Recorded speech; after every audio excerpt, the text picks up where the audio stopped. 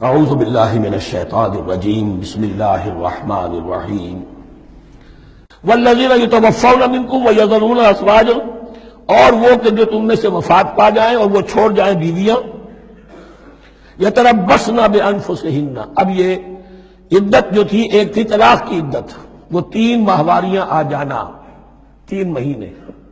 اندازن، اور ایک ہے جو فوت ہو گیا، اور بیوہ کی عدت کیا ہے؟ والذین یتوفون، جو تم میں سے وفات دے دیے جائیں، منکم تم میں سے، ویذرون ازواجا، پیچھے بیویاں چھوڑ گئے ہوں، یتربصن بانفسہن 4 اشہر وعشرا، وہ روکے رکھیں اپنے نفسوں کو 4 مہینے اور 10 دن، 4 مہینے 10 دن تک ایک جو بیوہ عورت ہے وہ کوئی اور نکاح نہیں کر سکتی، 4 مہینے 10 دن۔ فَإِذَا بَلَغْنَ أَجَلَهُنَّ، اور جب وہ اپنی اس مدت تک پہنچ جائیں، یعنی پوری ہو گئی مدت عدت کی، فَلَا جُنَاحَ عَلَيْكُمْ فِي مَا فَعَلْنَ فِي أَنفُسِهِنَّ، تو تم پر کوئی گناہ نہیں ہے اس معاملے میں جو وہ اپنے بارے میں کریں۔ اب وہ آزاد ہے، نکاح کر سکتی ہے۔ اب تم روکنا چاہو، ہماری ناک کٹ جائے گی، یہ بیوہ بیٹھ نہیں سکی، اس سے رہا نہیں گیا، نہیں، غلط بات،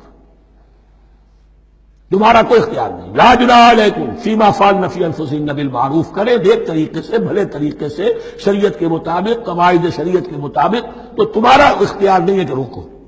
واللہ بما تعملون خبیر، اور جو کچھ تم کر رہے ہو اللہ اس سے باخبر ہے۔ ولا جناح علیکم فیما عرضتم بہ من خطبۃ النساء واکننتم فی انفسکم، اب یہ انہی بیواؤں کا ذکر ہو رہا ہے، تم پر کوئی حرج نہیں ہے کہ جو تم اشارے میں کوئی بات اور پیغام دینا چاہو کسی بیوہ کو، اشارے کنائے میں، لیکن یہ کہ اس میں عدت کے دوران نکاح تو نہیں ہو سکتا،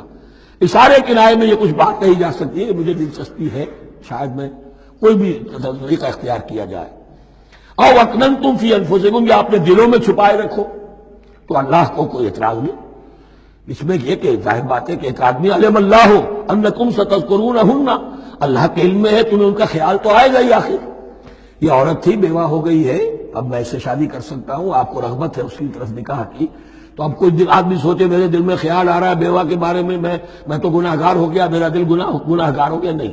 یہ قانون فطرت ہے۔ علم اللہ انکم ستذکرونہن، اللہ کے علم میں ہے، ان کا خیال تو تمہیں آئے گا ہی۔ ولکن لا تواعدوہن سرا، لیکن ایسا نہ کرو کہ ان سے معاہدہ کر لو خفیہ طے ہو جائے، بات پکی ہو جائے، سرا الا ان تقولوا قولا معروفا، سوائے اس کے کہ کوئی معروف بات کہہ دی جائے جس سے انہیں اشارہ مل جائے، بس۔ ولا تعزموا عقدۃ النکاح حتی یبلغ الکتاب اجلہ، اور مت باندھو گراہ نکاح کی جب تک کہ قانون شریعت اپنی مدت پوری نہ کر لے،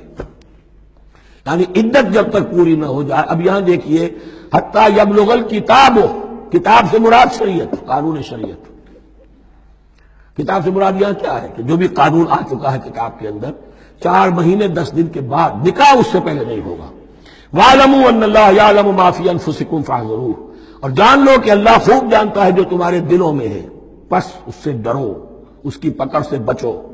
وَاعْلَمُوا أَنَّ اللَّهَ غَفُورٌ حَلِيمٌ، اور یہ بھی جان لو اللہ غفور بھی ہے، بخشنے والا بھی ہے، وہ خطا ہو گئی ہے، استغفار کرو، توبہ کرو، اللہ معاف فرمائے گا۔ اور حلیم ہے، وہ فوراً نہیں پکڑتا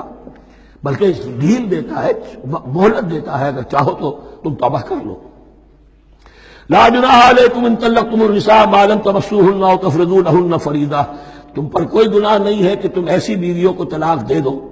کہ جن کو نہ تو تم نے اب تک چھوا ہو اور نہ ان کے لیے مہر مقرر کیا ہو۔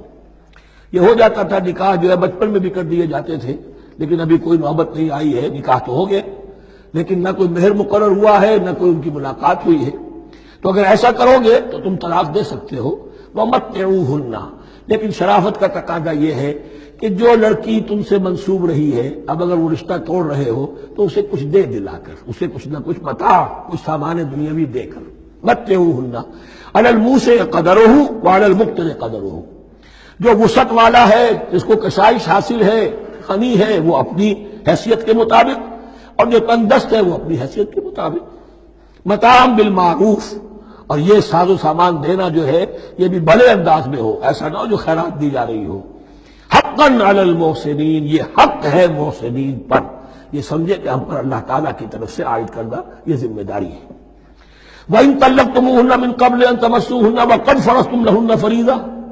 اور اگر دوسری شکل یہ ہے کہ تم نے طلاق دی ایسی بیوی کو کہ جس کو تم نے چھوا تو نہیں ہے لیکن مہر مقرر ہو چکا تھا،